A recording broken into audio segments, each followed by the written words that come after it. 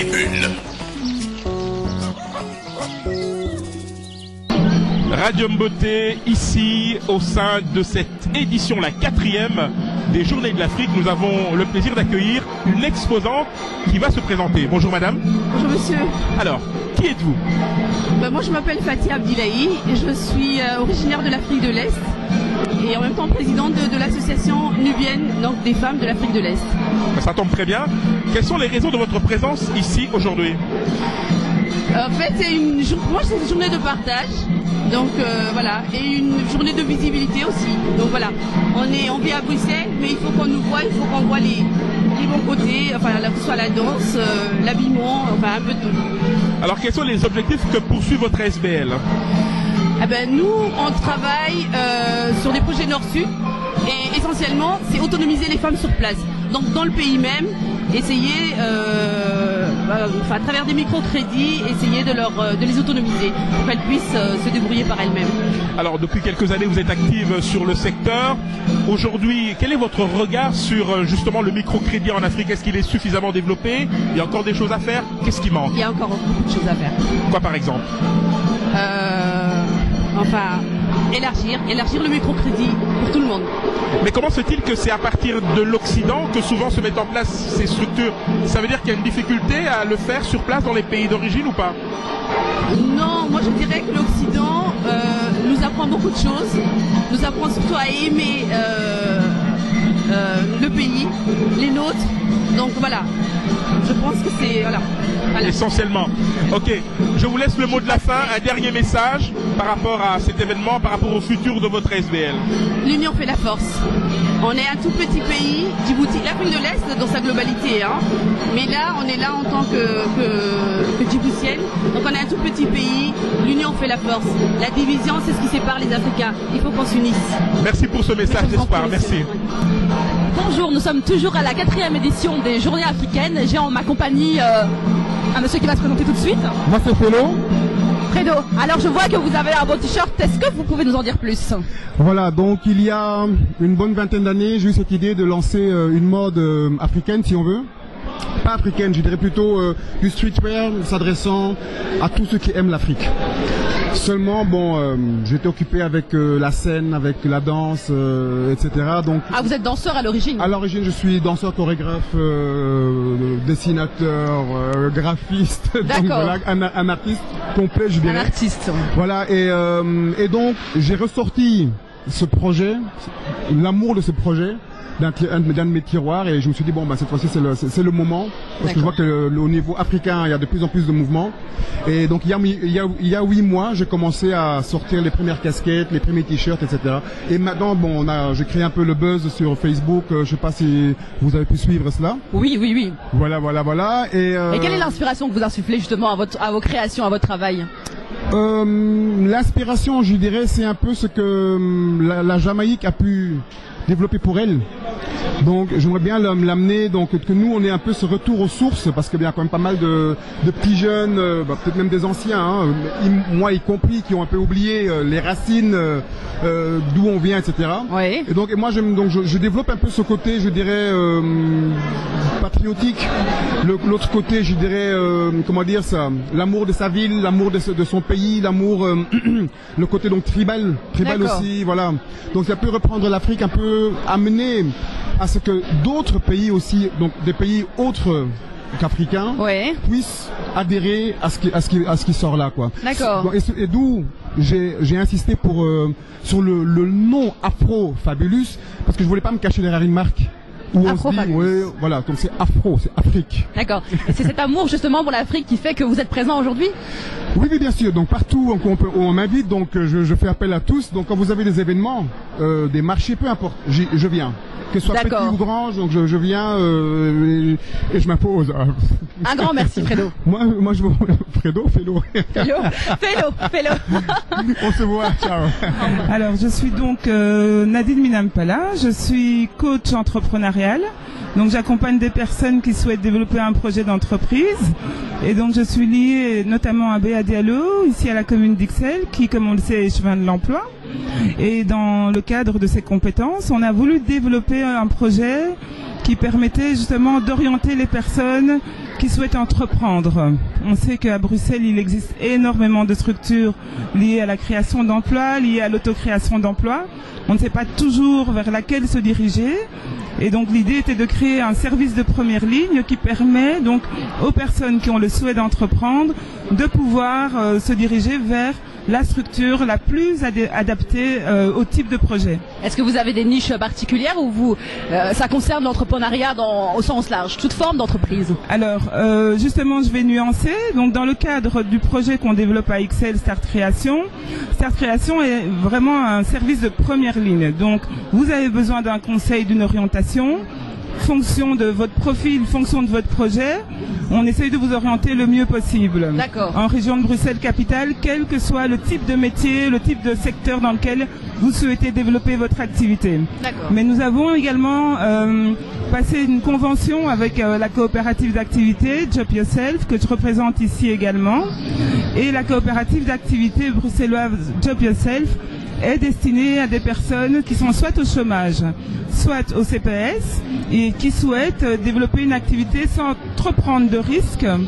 Et donc l'idée ici, c'est de les accompagner pendant 24 mois. La coopérative leur prête un numéro de TVA, ce qui leur permet justement de minimiser les risques de manière à pouvoir s'ancrer dans le projet de manière douce. D'accord, Nadine. Alors un mot sur la journée d'aujourd'hui. Pourquoi est-ce que c'était important pour vous d'être là? Je pense que c'est très important d'être là parce que, particulièrement dans nos communautés, on manque d'informations. Pourtant, il y a un vrai dynamisme que moi j'ai relevé. Il y a énormément de personnes qui ont le souhait d'entreprendre, mais malheureusement sont parfois freinés par des problématiques comme l'accès à la gestion, la question des équivalences des diplômes, donc toutes ces questions transversales qui sont vraiment très très ancrées dans nos communautés migrantes. Et donc l'idée de ma présence ici, c'était justement de pouvoir donner de l'information par rapport justement à tout ce secteur lié à l'autocréation d'emplois qui existe en région de Bruxelles-Capitale et dont elles peuvent bénéficier. Donc l'idée, c'est vraiment de désamorcer les croyances et de dire mais vous aussi vous pouvez entreprendre. D'accord, le mot est passé. Merci Nadine. Merci. Alors voilà, moi je suis Martine Bourreux, présidente de l'association ESIBAC. ESIBAC veut dire un échange interscolaire entre la Belgique et l'Afrique centrale. L'association est née en fait parce que je suis née au Congo, dans le Bas-Congo, donc j'ai toujours rêvé un jour de pouvoir améliorer les conditions scolaires des enfants. Donc il y a 3 ans, nous avons créé cette association avec un ami camerounais. Donc ça fait déjà 3 fois que je pars au Cameroun. Donc le but aussi, nous allons dans les écoles ici en Belgique pour lutter contre le racisme et apprendre aux enfants ce qu'est la culture africaine. Parce que malheureusement, même beaucoup d'enfants africains nés ici en Belgique ne connaissent pas leur pays. Donc ça me semble important de combattre ça aussi ici à la base. Et puis en Afrique, bien, on apporte tous les dons scolaires pour améliorer les conditions des enfants. Nous parrainons les enfants les plus défavorisés pour leur permettre d'avoir une éducation, parce que je pense qu'on ne peut pas sortir de la pauvreté et de la misère sans éducation. Et le but est d'un jour arriver à faire rencontrer les enfants d'un continent à l'autre et de pouvoir aussi construire les écoles. Donc ça, c'est un grand rêve, mais on est bien parti. Un projet à long terme. Long projet, oui. D'accord. Et un mot sur la journée d'aujourd'hui, comment est-ce que vous la trouvez? Mais j'ai déjà participé à la journée de l'Afrique l'année passée. Moi, je trouve ça très enrichissant de pouvoir en tout cas rencontrer d'autres associations, parce que je pense que c'est avec les autres aussi qu'on peut travailler. J'ai eu la chance de rencontrer l'année passée l'association Djibouti Belgique. Depuis, nous travaillons ensemble, puisque eux travaillent aussi ici sur le terrain, et nous partageons, nous échangeons, et ça, c'est très enrichissant. C'est durant la journée de l'Afrique que vous avez... Tout à fait, tout à fait. On tire toujours quelque chose de ça, on rencontre des gens, et c'est ça qui est important. Faut pas s'attendre non plus, il faut pas venir ici en se disant on va avoir de l'argent. Non, il faut faire promouvoir son association, il faut aller à la rencontre des autres, et plus on est grand, et plus on est fort. Je m'appelle Charles Makebo Badon, je travaille pour l'opposition. L'opposition djiboutienne. L'opposition djiboutienne. Je suis coordinateur de Mouvement Djibouti 2016, coordinateur de pouvoir public et coordinateur de pouvoir public et de réformes administratives. Alors vous êtes un homme en colère, je sens ça. Oui. Alors dites-nous. Parce qu'aujourd'hui, je suis là, ici, il y a des associations pro-régime qui sont là et qui montrent de la réalité tout en autre qu'à Djibouti. et ils disent que tout va bien et ils reçoivent quelques subventions de la part du régime. Et donc on est là aujourd'hui pour montrer que la réalité est tout à fait différente. Donc on a des pancartes, on a aussi des photos qui démontrent la réalité à Djibouti. Et en plus, on est là pour expliquer les gens. Et aujourd'hui, nous sommes en 2015. En 2015, ce qui est très important pour nous, c'est une commission électorale nationale indépendante. Le mot indépendant, c'est très important pour nous. Parce qu'à Djibouti, il y a des élections. Mais ces élections sont truquées. Donc aujourd'hui, on sensibilise la communauté internationale, surtout l'Union européenne, pour qu'ils mettent la pression sur les régimes et qu'on a des élections libres et démocratiques. Parce que notre constitution a été kidnappée en 2011 et le président actuel ne veut pas partir, il veut s'accrocher au pouvoir. Donc nous, ce qu'on veut, c'est qu'il y a une alternance. Et c'est pour ça qu'on est en train de préparer. On est en train de préparer de l'alternance et en 2015, ici fin 2015, à l'échéance 2016, j'espère qu'on va présenter notre programme. En tout cas, vous aurez l'opportunité de pouvoir, je dirais, aborder les personnalités qui sont présentes ici. Dernière petite question. Ça fait plusieurs années que vous êtes engagé politiquement. Oui. Avec le recul, est-ce que vous avez le sentiment que la cause que vous défendez est entendue ici en Occident? Aujourd'hui, non.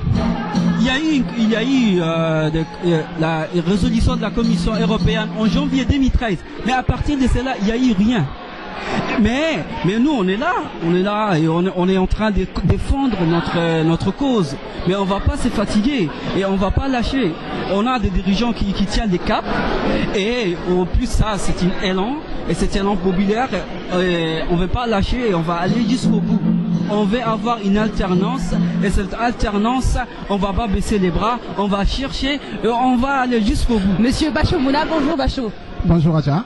Alors, pourquoi est-ce que tu es ici aujourd'hui? Ben écoute, je pense que c'est une très bonne initiative. Donc je suis venu voir, c'est la première fois que je viens, exactement comment les choses sont organisées, si je peux appréhender un peu l'essence de l'esprit qui se développe et voir dans quelle mesure je peux partager des idées et apporter ma contribution. D'accord. Alors Bachot, je te connais, mais présente-toi à nos téléspectateurs. Qui es-tu et que fais-tu? J'aime pas souvent ce genre de présentation. Mais écoutez, je suis pianiste autodidacte, je suis auteur-compositeur, donc arrangeur, interprète. Donc j'évolue dans la scène musicale depuis pas mal d'années, donc depuis l'Afrique, l'Europe et l'Amérique du Nord. Voilà, donc pour ceux qui veulent le savoir, et je suis performer, ce qu'on dit, c'est-à-dire je presse très régulièrement en concert un peu partout en Europe. Et là, je repars en Estonie pour 2 concerts à Tallinn et à Vakamare, donc pour le mois prochain. Voilà, et j'ai eu l'occasion d'écouter quelques-uns de tes morceaux qui sont vraiment excellents, donc j'ai cru comprendre que tu as un album qui est sorti récemment, c'est ça? C'est ça, en fait, je suis en pleine promotion de mon album Back to the Roots, qui a été donc un album qui a été enregistré dans plusieurs pays du monde. Donc le projet initial, c'était effectivement après mon passage au festival de Montréal en 2013, le Montreal International Jazz Festival. Donc j'avais décidé donc de travailler sur ce projet qui était donc un projet initialement basé sur ce qu'on appelle ce que je compose, qui est mon rythme favori, l'Afro Jazz Fusion. Et donc j'ai dû choisir des musiciens de par le monde. Je commençais par Paris où j'ai trouvé un excellent pianiste, percussionniste brésilien avec lequel j'ai enregistré. Je suis allé à Tallinn travailler avec le trompettiste et le tromboniste Edouard Colline et puis d'autres musiciens, donc Karel Lille, Daniel Paul à la guitare. Et puis j'ai terminé le travail aux États-Unis où j'ai mixé avec Mike Markowski, qui est l'un des meilleurs et les très grands ingénieurs de son au monde. Donc 13 Grammy Awards, c'est lui qui mixe Mariah Carey, Amy Winehouse, Gorillaz et j'en passe. Et dis-moi, où est-ce qu'on peut te procurer ton album? Ben, l'album est vendu sur toutes les plateformes numériques. Donc là, les gens ne doivent pas se casser la tête. On le trouve partout sur iTunes dans le monde entier. J'ai sorti un label qui le distribue donc sur tout le monde, sur toutes les plateformes YouTube, iTunes pardon, et sur Amazon et sur tous les autres sites, les distribués sur plus de 300 sites numériques. Bonjour Dido. Bonjour. Est-ce que vous pouvez vous présenter à nos téléspectateurs? Je me présente, Dido Lakama. président de l'ASBL Change. D'accord. Et en quoi consiste l'ASBL justement? C'est une ASBL qui a comme objectif de faire l'union entre toute la diaspora ici et toutes les associations qui travaillent pour la communauté africaine, et surtout de donner un peu ce sentiment de solidarité, mais surtout aussi de sensibiliser les jeunes à tout ce qui se passe dans notre communauté et dans nos pays d'origine. Sur des sujets comme quoi exactement? Les sujets d'actualité, par exemple, ce qui s'est passé dans la Méditerranée, on doit leur expliquer et démonter avec eux les mécanismes qui ont fait que des personnes quittent leur pays d'origine pour prendre des risques qui les amènent à la mort. Sur des thématiques comme ici, par exemple, l'affaire qu'il y a avec Afrique Malika, les drames qui se passent dans notre communauté ici à Bruxelles et en Belgique en général. On leur donne aussi une conscience de leur histoire et de ce qu'ils ont été et ce qu'ils pourront devenir pour le futur. Voilà. Et des activités comme celle d'aujourd'hui, cette journée de l'Afrique organisée par le PS, c'est un bon moyen pour vous de sensibiliser cette diaspora justement? Pour moi en tout cas, c'est une opportunité pour d'autres ASBL de pays différents, parce qu'on est une ASBL panafricaine. Ouais. Donc on a comme ambition d'unir un peu tous ces mouvements, ces dynamiques africaines en général, peu importe les pays d'origine, pour qu'ensemble la communauté africaine devienne un poids lourd et une influence forte ici en Voilà, bonjour, je m'appelle Hussein. Aujourd'hui, je représente deux ASBL ici. J'ai double casquette. Donc la première, c'est la prévention SIDA, une ASBL qui s'appelle CIREAS, le service CIDES, qui fait un projet de prévention SIDA auprès des migrants en Belgique. Donc tout ce qui concerne la prévention primaire, l'accompagnement psychosocial des personnes vivant avec le VIH, la création des outils pédagogiques et le lobbying pour que la prévention SIDA soit comment dirais-je, une priorité pour les politiques et pour tout le monde. Ça, c'est ma première casquette. Et la seconde? La seconde casquette, c'est la prévention de l'excision. C'est-à-dire, je suis dans la vie privée un bénévole d'une association qui s'appelle le GAMS Belgique, qui s'occupe de la prévention et de la lutte surtout contre l'excision, les mutilations génitales féminines, qui est un ravage pour l'Afrique, mais qui arrive jusqu'ici via la migration. D'accord. Et le phénomène de l'excision est encore bien présent dans les populations, dans les diasporas justement, qui sont touchés par ça? Oui, bien sûr, tous les pays concernés et qui se retrouvent en Belgique par la migration classique ou pour des problèmes de réfugiés politiques. Ce problème-là est déplacé ici, donc l'association, le GAMS, essaie de sensibiliser les femmes et les hommes aussi pour que la pratique ne continue pas encore jusqu'ici et pour que les fillettes soient sauvées de cette pratique néfaste à la santé des enfants. D'accord. Et justement, cette sensibilisation, elle passe par quoi exactement? Vous allez sur le terrain, vous faites des conférences, des choses comme ça? Ouais. Notamment, donc il y a les conférences, il y a les séminaires, mais il y a aussi des actions directes dans les centres d'accueil pour réfugiés. Donc nos animateurs vont directement dans les centres d'accueil pour réfugiés pour expliquer cette problématique et pour sensibiliser les femmes qui sont dans les centres d'accueil, mais aussi dans les associations africaines, un peu partout. C'est une problématique qui est éminemment africaine, qui touche l'Afrique vraiment au plus profond d'elle-même. Donc c'était important, j'imagine, pour vous d'être là aujourd'hui. Oui, c'est principalement un problème de santé publique africain, mis à part quelques petits pays concernés en Asie, comme le Yémen. Mais sinon, c'est principalement sur le continent africain. Voilà, la journée d'aujourd'hui, un mot. Belle journée en couleur, journée où il y a pas mal d'associations qui représentent chacune un domaine, que ce soit l'art ou que ce soit une problématique de santé ou que ce soit plein de choses, mais aussi pour faire découvrir la richesse de l'Afrique. Beaucoup de thématiques ont été abordées, notamment dans les ateliers. Il y en a un, en tout cas, qui nous a intéressé, c'est l'atelier relatif aux processus électoraux en Afrique. Et pour en parler, eh bien, j'accueille Olivier Dossou-Fado, expert en géopolitique africaine, qui nous fait l'honneur de répondre à nos questions. Olivier Dossou-Fado, bonjour. Bonjour aux auditeurs et bonjour aux téléspectateurs qui nous suivent. Alors, la question électorale est sur toutes les lèvres en Afrique. Il y a beaucoup d'élections qui sont en train de se faire. Nous avons une élection au Togo.